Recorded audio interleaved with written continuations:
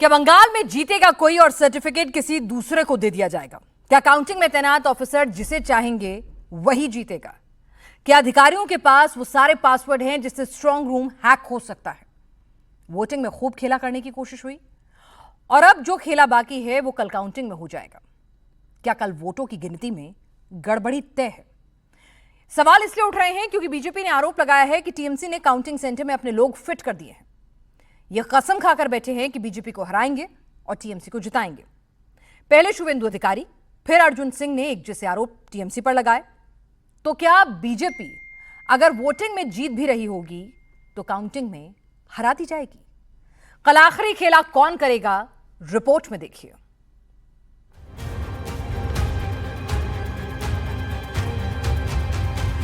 बंगाल में ईवीएम सुरक्षित है।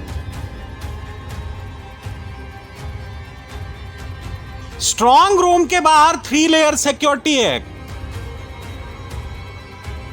काउंटिंग सेंटर के बाहर बीजेपी और टीएमसी के कार्यकर्ता मौजूद हैं। बंगाल में आज रथ जगह होगा, लेकिन क्या काउंटिंग शुरू होने के बाद असली खेला होगा? लेकिन सवाल है कि बंगाल में वोट कौन गिनेगा, काउंटिंग कौन करेगा, विजेता को विनिंग सर्टिफिकेट कौन देगा? क्या बंगाल की गिनती में गड़बड़ होगी? स्ट्रांग रूम के बाहर सिक्योरिटी भले ही कितनी टाइट हो, लेकिन स्ट्रांग रूम के भीतर जो स्ट्रांग रहेगा वही बंगाल का परिणाम तय करेगा। अभी तक स्ट्रांग रूम की सिक्योरिटी पर टीएमसी सवाल उठा रही थी।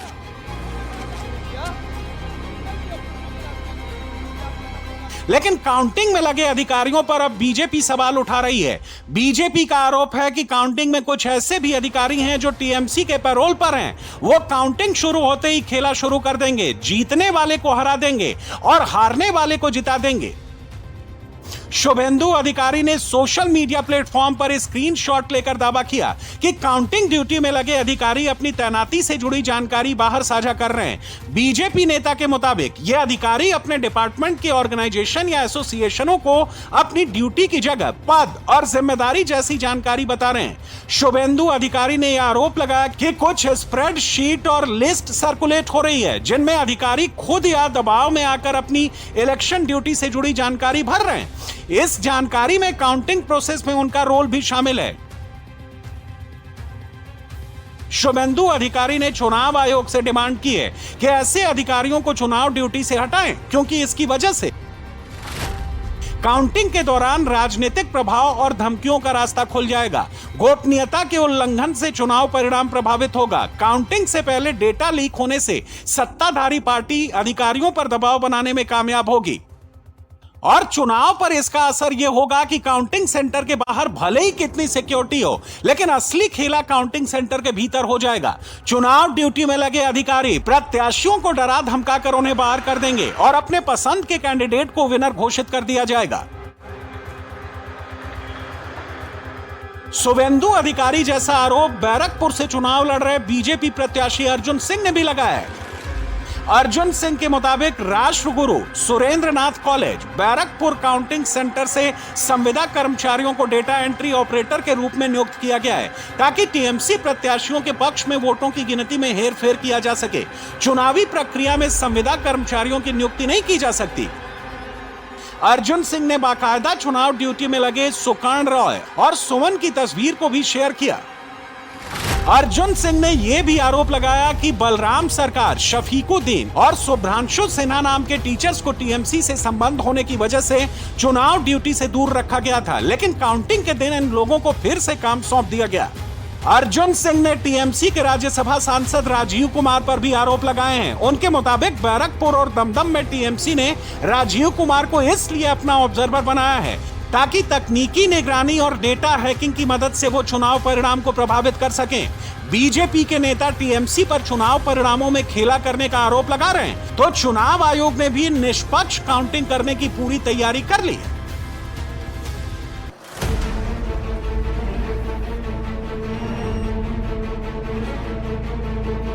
तेरह घंटा 780 मिनट और 46,800 सेकंड बाद बंगाल का पहला रुझान आएगा। लेकिन टीएमसी और बीजेपी के कार्यकर्ता अभी से स्ट्रांग रूम के बाहर पहरा दे रहे हैं। बीजेपी की महिला विंग और टीएमसी के वर्कर्स स्ट्रांग रूम के बाहर बैठे हैं। काउंटिंग डे के लिए इलेक्शन कमीशन ने भी जबरदस्त तैयारी की है।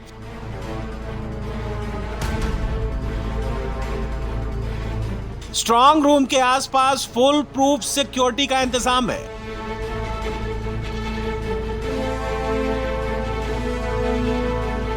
पैरामिलिट्री और बंगाल पुलिस के जवान अत्याधुनिक हथियारों के साथ स्ट्रांग रूम के बाहर पहरा दे रहे हैं। स्ट्रांग रूम वाले पूरे एरिया को छावनी में तब्दील कर दिया गया है। बिना आधिकारिक परमिशन के किसी को भी स्ट्रांग रूम के आसपास जाने की इजाजत नहीं है। कोलकाता, भवानीपुर, जलपाईगुड़ी, नॉर्थ 24 परगना, पूर्व बर्धमान, मुर्शिदाबाद के सिक्योरिटी की तस्वीरें देखिए। हर जगह सुरक्षा के जबरदस्त इंतजाम हैं। इस वक्त हम भवानीपुर के काउंटिंग सेंटर पर मौजूद हैं। यहां अगर आप देखेंगे तो सिक्योरिटी कहीं ज्यादा बढ़ी हुई है। ये इलेक्शन कमीशन के काउंटिंग सेंटर में जो टीवी लगना है वो टीवी लेकर आए हैं। अपना आईडी दिखा रहे हैं इलेक्शन कमीशन ऑफ इंडिया का।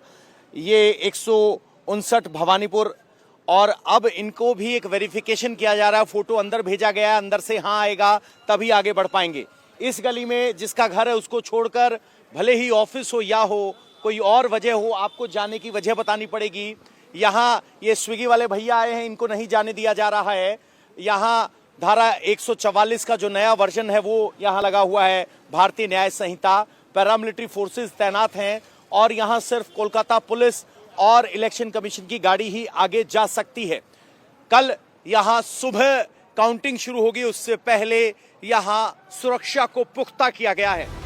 जिस जगह भवानीपुर सीट की काउंटिंग होनी है वहां अभी से टीएमसी कार्यकर्ताओं ने डेरा डाल दिया है। टीएमसी का आरोप है कि उन्हें तो आगे जाने से रोका जा रहा है, लेकिन सुरक्षा बल बीजेपी के कार्यकर्ताओं को आगे जाने की इजाजत दे रहे हैं। मैम, किस वजह से बैठे हैं? हम लोग दीदी का अपना सिक्योरिटी टीम है। हम लोग कोई बैच पहन के, यूनिफॉर्म पहन के नहीं, हम लोग सब दीदी को दिल में लेके बैठते हैं।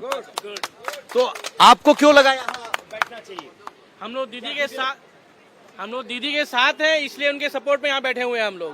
बीजेपी वाले नहीं आए? नहीं, बीजेपी वाले आए थे स्कॉर्पियो में, यहाँ से गाड़ी इनको छोड़ा गया है, फिर रिटर्न भी आया गया है, और इन्होंने कोई भी चेकिंग वगैरह कुछ भी नहीं की है इन्होंने। अच्छा, आपको कैसे पता वो बीजेपी के थे? उसमें लोगो लगा हुआ था, स्टिकर लगा हुआ था उसमें। तो बीजेपी के लोगों को अंदर जाने दिया गया, ऐसा टीएमसी के लोग आरोप लगा रहे हैं। लेकिन टीएमसी के अगर आप यहाँ देखेंगे तो लगभग 8 से 10 लोग यहाँ चौकीदारी कर रहे हैं। इतने ही लोग वहाँ दूसरी तरफ भी बैठे हैं। इस सड़क के दोनों तरफ से एंट्री बैन कर दी गई है और यहाँ इस वक्त आपको सुरक्षा बहुत ज्यादा सख्त नजर आ रही है। ये अगले 24 घंटे तक कुछ ऐसी बरकरार रहेगी, लेकिन जब 4 मई को सुबह यहाँ गिनती शुरू होगी, सबकी निगाहें इस काउंटिंग सेंटर पर होगी, क्योंकि यहाँ सिर्फ एक विधानसभा की काउंटिंग होनी है, वो है भवानीपुर, जहां से सुवेंदु अधिकारी और ममता बनर्जी आमने सामने हैं। स्ट्रांग रूम की सुरक्षा किसी अभेद्य किले से कम नहीं होती। इसके लिए चुनाव आयोग ने कड़े प्रोटोकॉल बनाए हैं। स्ट्रांग रूम में एंट्री के लिए सिर्फ एक ही दरवाजा होता है, बाकी सभी खिड़कियों और दरवाजों को ईंटों या कंक्रीट से पूरी तरह से सील कर दिया जाता है। कमरे का ताला डबल लॉक होता है। इसकी एक चाबी जिला निर्वाचन अधिकारी के पास और दूसरी रिटर्निंग ऑफिसर के पास होती है। ताला खोलने के लिए दोनों अधिकारियों का साथ होना जरूरी है। सीसीटीवी कैमरे हर सेकंड की फुटेज रिकॉर्ड करते हैं। उम्मीदवारों के प्रतिनिधियों को स्ट्रांग रूम से बाहर बने कंट्रोल रूम से फुटेज देखने की इजाजत होती है। कमरे के पास आने वाले हर शख्स का नाम, समय और आने की वजह एक लॉग बुक में नोट की जाती है। पश्चिम बंगाल में काउंटिंग से पहले स्ट्रांग रूम पर सख्त पहरा है। 3 लेयर सिक्योरिटी है। 3 लेयर सिक्योरिटी में पहली लेयर में सीआईएसएफ या सीआरपीएफ के जवान सीधे स्ट्रांग रूम के दरवाजे पर तैनात हैं, जहां ईवीएम रखी गई है। सेकंड लेयर में सीएपीएफ की दूसरी सिक्योरिटी फोर्सेस हैं, जो परिसर के चारों ओर पहरा देते हैं। थर्ड लेयर में पश्चिम बंगाल राज्य पुलिस, जो परिसर के बाहर 200 मीटर के दायरे में भीड़ को नियंत्रित करती है और बैरिकेडिंग की देखभाल करती है। नेताजी सुभाष चंद्र बोस स्टेडियम में बने स्ट्रांग रूम में कोलकाता की 7 विधानसभा सीटों की वोटिंग होनी है। यहां भी जबरदस्त सुरक्षा के इंतजाम किए गए हैं।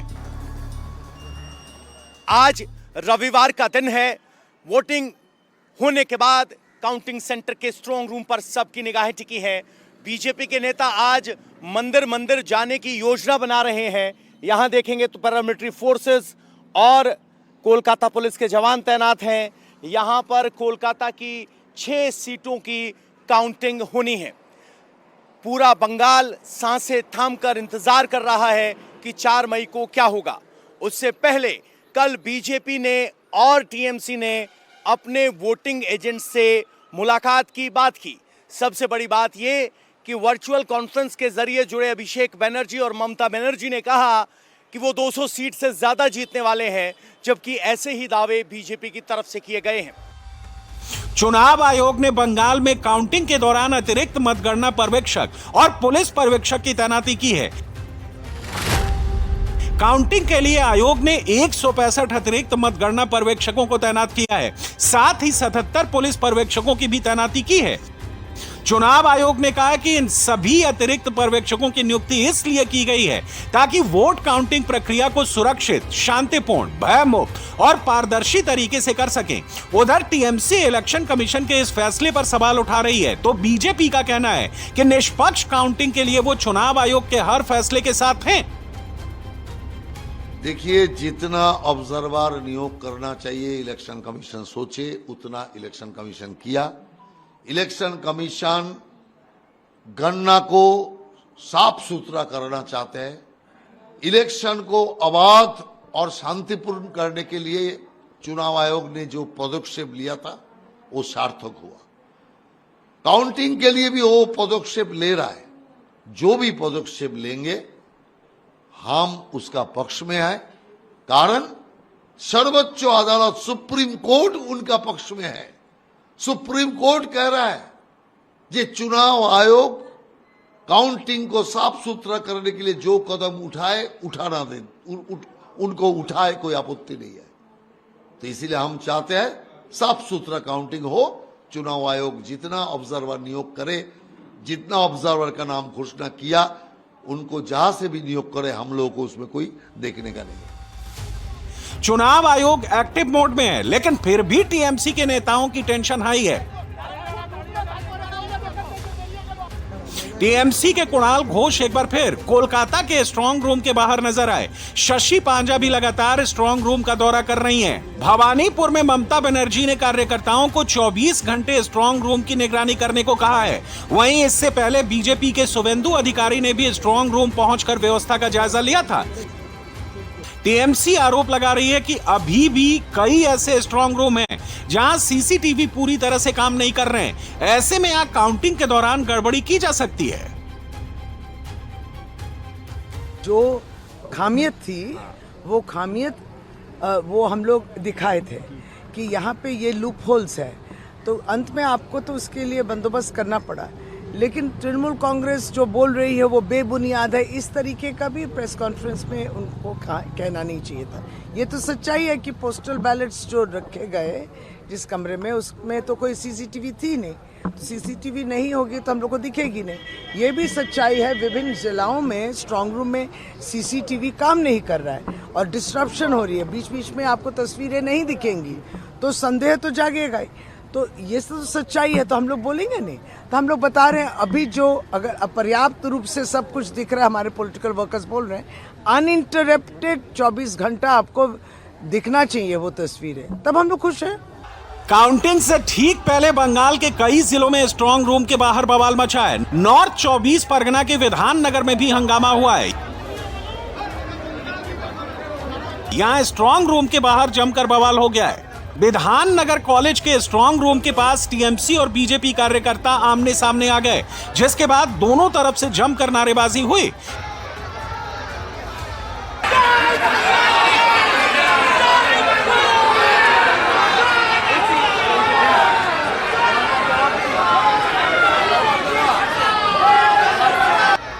मामला इतना बढ़ गया कि दोनों पक्ष आपस में भिड़ गए। हालात को काबू करने के लिए बड़ी संख्या में सेंट्रल फोर्स मौके पर पहुंची और हालात को कंट्रोल किया।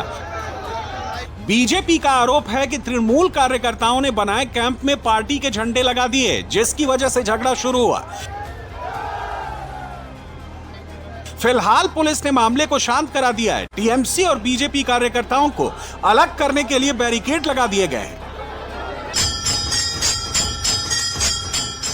सोमवार दोपहर तक पश्चिम बंगाल में किसकी सरकार होगी, इसकी तस्वीर काफी हद तक साफ हो चुकी है।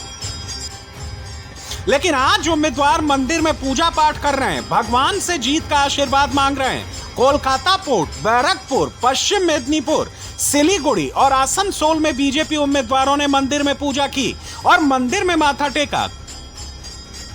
कोलकाता पोर्ट से बीजेपी उम्मीदवार राकेश सिंह भी मां काली की पूजा करने के लिए पहुंचे। इस दौरान राकेश सिंह ने दावा किया, बंगाल में इस बार बीजेपी 170 से ज्यादा सीटें जीतने जा रही है। वहीं कोलकाता की 11 में से 6 सीटों पर बीजेपी का कब्जा होगा। मां काली का आशीर्वाद मिलने वाला है क्या राकेश जी आपको? बहुत मिल चुका है आशीर्वाद, और ये मां काली का एक अलग आशीर्वाद है। बहुत सालों पहले, करीब 60-70 साल पहले मां काली ढाका से बह के आई थी इसी नदी में, और इनका स्थापना, और मां काली मतलब शक्ति पीठ का पूजा होता है और शक्ति देने वाली माँ ही होती हैं। तो इनके पास में ही हमने प्रार्थना और नमन किया है कि चुनाव के बाद जो भी परिस्थिति हो, सामना करने का शक्ति दे। कोर्ट विधानसभा सीट पे मुस्लिमों का जो वोट बैंक है वो बहुत बड़ा है बता रहे हैं, तो ऐसे में कैसे पार पाएंगे ये आशीर्वाद? कितना काम आपको? इसमें सेंध लगा चुके हैं, एन वेन प्रकरण लड़ाई में सेंध लगा चुके हैं, और विजय भी माँ के आशीर्वाद से हो रही है। तो ये सीट पर ज़्यादा मुझे अब कोई शंका नहीं है, इफ एंड किंतु परंतु नहीं है, जीत तय है। क्या दावा कर रहे हैं? पूरी कोलकाता में 11 विधानसभा सीटें, पिछली बार 0 थी, इस बार यहाँ से क्या लग रहा है? यहाँ से शुभेंदु अधिकारी भी निकल रहे हैं और रुद्रनील घोष भी निकल, सॉरी ये जो हमारे संतोष पाठक हैं, हमारा कलकत्ता पोर्ट है, बहला है, तापस राय है, इन लोग सब जीत रहे हैं। 5 से 6 सीटें आप कह रहे हैं? 6 सीट। पूरे बंगाल में कितने दावा कर रहे हैं, कितनी सीटें आने वाली? 170 से 180, ये मेरा कैलकुलेशन है। बैरकपुर सीट से चुनाव लड़ रहे अर्जुन सिंह ने भी बजरंग बली का आशीर्वाद लिया और बंगाल में सनातन की स्थापना के साथ बीजेपी की जीत की कामना की। मंदिर में पूजा दिया गया कि सनातन का स्थापना हो, असुर शक्ति का विनाश हो, इसीलिए हम लोग कर रहे हैं। और भारतीय जनता पार्टी की सरकार आ रही है, ये निश्चित है। और आने वाले दिन में बंगाल में सनातन स्थापना हो, बेरोजगारों को रोजगार मिले, सभी जगह आतंकवादी जो आतंक कर रहे हैं उससे मुक्ति पाए, आराम से लोग अपने बीवी बच्चे के साथ रहें जाएं। हावड़ा उत्तर से बीजेपी के सिंबल पर चुनाव लड़ रहे उमेश राय भी मंदिर पहुंचे। इसी मंदिर के बाहर हनुमान चालीसा का पाठ करने पर उनकी गिरफ्तारी हुई थी। उमेश राय के मुताबिक इस बार बंगाल की जनता ने बदलाव के लिए वोट दिया है। उमेश जी, आप मंदिर में आए थे, पूजा अर्चना की, क्या मनोकामना मांगी है? देखिए, ये वही संकट मोचन हनुमान जी का मंदिर है जहाँ पर मैंने 108 सप्ताह तक सामूहिक हनुमान चालीसा का पाठ करने का आह्वान मैंने किया था। और इसी सड़क पर जब मैं पूजा कर रहा था लोगों को लेकर, तो पुलिस ने मुझे फेक केस में 25 लाख रुपए के एक्सटॉर्शन के केस में फंसाया था। मैंने हमेशा समाज के लिए आवाज़ उठाया और मेरी पार्टी ने मेरे ऊपर भरोसा करके फिर 2026 में मुझे उम्मीदवार बनाया।